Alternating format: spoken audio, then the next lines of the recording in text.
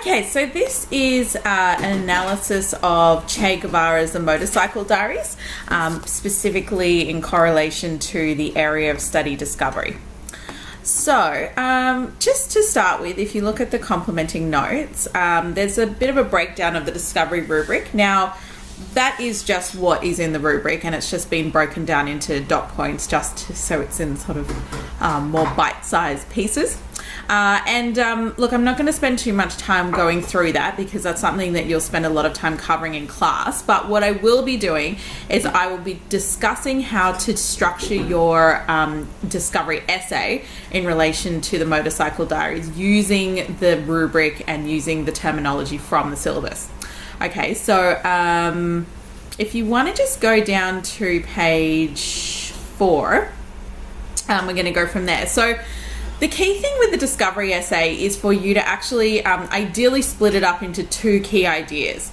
Okay, and what I found is that the key ideas that work best is to look firstly at the confronting nature of discoveries, and there are different parts of the syllabus that you could use instead of necessarily just saying confronting, but we'll go through that. But I usually find that structuring it based on sort of the fact that someone is confronted by a particular discovery works really well. And then the second half being how they change or they transform themselves, their view of society, they transform society itself as a result of that discovery. So why that works really well is it shows the process of discovery. So that process being that there's a kind of shock or there's a confrontation that occurs, and then that provokes something to alter. So that's where the second half comes in, where you've got the transformation that occurs for, like I said, the individual and for society, which is particularly relevant for this particular text because the discoveries that Ernesto Che Guevara make have an impact on society as a whole, given that he sort of becomes a revolutionary and so on. Okay, so we'll go into that. Okay, cool. So just some sample topic sentences that you could use for this particular paragraph. So looking at paragraph 1. So with your topic sentences for discovery, you should be ideally making those conceptual based. So what that means is that you don't necessarily actually mention the text in the topic sentence. Now you can do it, it's not incorrect.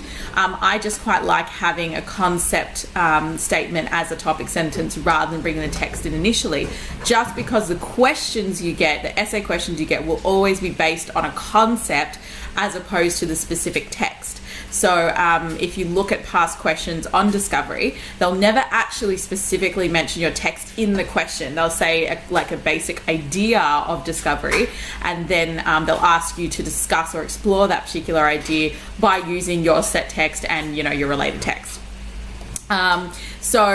Because of that, I quite like having the topic sentences, particularly for paragraphs 1 and 3, which are where you bring your 2 key ideas in, making those more conceptual so that you can actually adapt it easier. Because of course you're not going to be just doing a prepared topic sentence, you're going to rewrite your topic sentence based on the question given.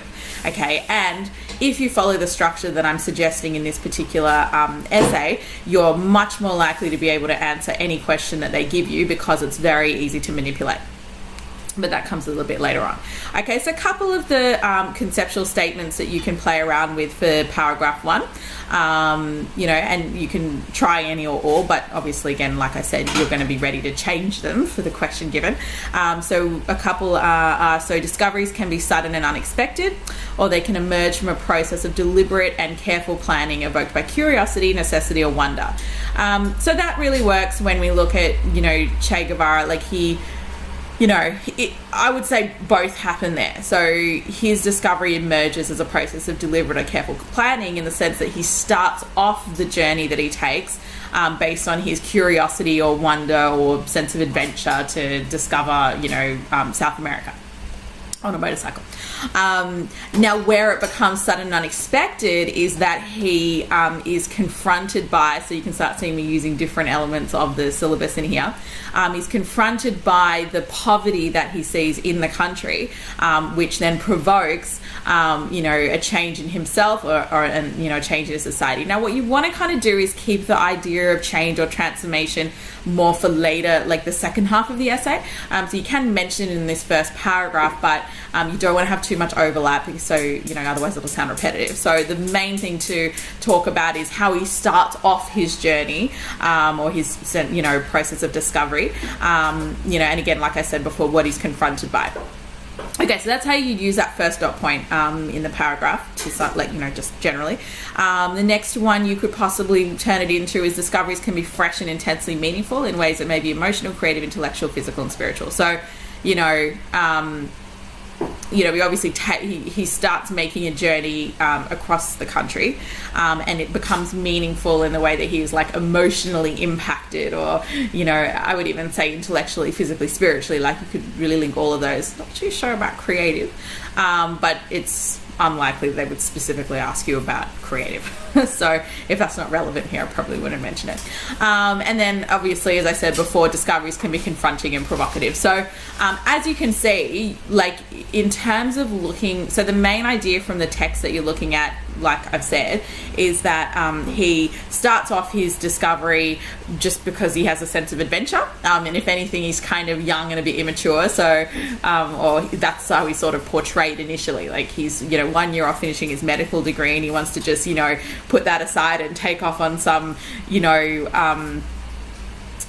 random journey or trip that that he's doing with his friend, which just seems absurd to people. Like, oh, why are you doing that? Like, it seems really irresponsible. But what happens is that he takes on this like real responsibility as he changes through witnessing the poverty and the hardship of the proletariat. So based on that general idea, you can integrate the words from the syllabus. Okay, so, and that's really the idea. So what you want to do is write a topic sentence that's, like I said, just a generic statement that you obviously will then go and explore in your paragraph, and then keep in mind that can be changed, and the words can be altered based on the question that's given, but it really doesn't change the actual idea from the text that you're going to talk about. So there's a really common perception that they may ask you something that you didn't prepare for in English. But really, if you know you're going to be asked about a specific text, the text doesn't change. So the discovery that Guevara makes doesn't change because you got a new question. Okay, so whatever you've got prepared based on, as long as it always links back to discovery, and you've got good techniques and supporting evidence and so on, what you argue in the paragraph really shouldn't change. What does change is the topic sentence and the words you use, which should come from the question. Okay, but you should be able to adapt all of that based on the ideas that we're talking about today. Okay, so I pretty much just covered that, how these ideas are illustrated in the text. So Guevara's initial journey around South America on a motorcycle is instigated by a youthful desire to discover the world. Okay, so there you've got kind of provoked by curiosity and wonder. His discovery, however, becomes much more meaningful as he is confronted, so you can see me mixing in different words from the syllabus, confronted by the poverty of the proletariat in South America. This discovery provokes him to become a revolutionary, one that would fight against the social injustices he witnessed. Okay, cool. All right, great. So then you've just got to go in and get your supportive evidence. So I've given quite a few quotes. No way can you fit all these quotes in, so it's up to you to pick which ones you want to use, and there are heaps of other ones you could use, so you're certainly not confined to the ones I've put here, but just want to give you an idea of the kinds of ones that would be effective, and I'll do a little bit of a discussion here about the techniques used, because obviously that's really important. So the quotes you pick should be ones that you can then have really strong techniques for. So, and you should do a little bit of that on your own, obviously, as well. So, if you look at the first one, Ernesto left Argentina with his yearning for desire, and then discovered the reality of our continent, continued to mature as a human being and develop as a social being. So that's just from the preface. and you know, that's kind of discussion based in the sense of obviously it's someone actually giving an overview of his particular discovery. So it gives you obviously an idea of obviously what you've talked about already. In terms of techniques, that's not great on techniques. You've got continue to mature as a human being and develop as a social being. Bit of repetition in there. So as a human being, as a social being. But I don't think that's particularly strong. It just kind of gives you an overview of what discovery he actually made. So maybe you don't want to use that one. You could use it as part of your actual sentence, but in terms of picking quotes that are good techniques, that may not be the best one. Okay, next, we seem to breathe more freely, a lighter air, an air of adventure. Distant countries, heroic deeds, and beautiful women spun around in our turbulent imaginations. So this is a quote that gives you a sense of his mindset when he initially goes on his journey or his, you know, process of discovery. Where for him it's kind of like he's being freed, you know. So if you have a look at the language used there, a lighter air. So that's a metaphor, which clearly they're not actually breathing a lighter air, they're breathing the same air, but for him it seems lighter because there's a sense, and it kind of gives you this idea of freedom. So when you're looking at actually analyzing a metaphor, you want to think of you want to look at the qualities given through the comparison made. So when we talk about an air being lighter, it's comparing the air to something light. So then what I usually do, even if I know what that word actually means, I would actually even look it up. So I'm going to actually do that right now. So if you look up the word lighter, oh, that's actually just done. Fine. I'm going to look up light.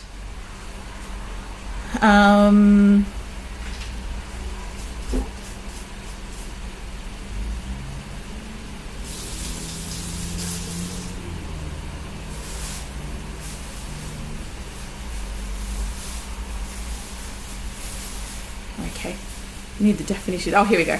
Of little weight, or not heavy. So you've got things like lightweight. Other words there are obviously like not heavy, airy. Okay, so you might use some of those words, or weightless, you know, you might use some of those words in your actual explanation, but what you can see is that there's a sense of like a weight being lifted. Now that's obviously a bit of a metaphor as well, so you don't want to explain it like that, but what you would link it to is if something's lighter or given that quality of being weightless, there's a sense of freedom being created. Okay, and then you've got distant countries, heroic deeds, and beautiful women. So a bit of a cumulative listing there. So, you know, obviously listing 3 different things, and they're very romantic images of discovery, you know, distant countries, heroic deeds, and beautiful women. So again, there's this sense of adventure, there's this sense of like a romantic quest that they're going on, and this is his mindset, as I said initially, before he's actually confronted by the discovery he makes about the poverty of the country. You know, this was a spirit of a dreamer experiencing an awakening. Okay, so I'm actually going to leave you to figure out what technique that is, if you do want to use that, and then we come to what was really confronting. So the only thing that matters is enthusiasm. Is the enthusiasm with which the workers set to ruining their health in search of a few meagre crumbs that barely provide their subsistence. So with that particular quote, you can kind of see there's a bit of an irony there, because Guevara describes their enthusiasm to search for a few meagre crumbs. So you can sort of get this idea of like desperation, you know, for them to get anything that they can eat. You know, you can see the words, the diction used, like meagre and barely, really enhances their destitution. What he sees at the, I don't know if I'm going to pronounce it, probably Chinquamata, I don't think that's right, but the mine, you know, that's really impactful on him. So a quote from around there is, the couple, numb with cold, huddling against each other in the desert night, were a living representation of the proletariat in any part of the world. They had not one single miserable blanket to cover themselves with. So that's a really long quote. You definitely can't use all of it, but you could use parts of it and break it up. So just to start with, you've got the couple numb with cold, huddling. Obviously, like, you get this image of, you know, destitution, really, and also a lack of basic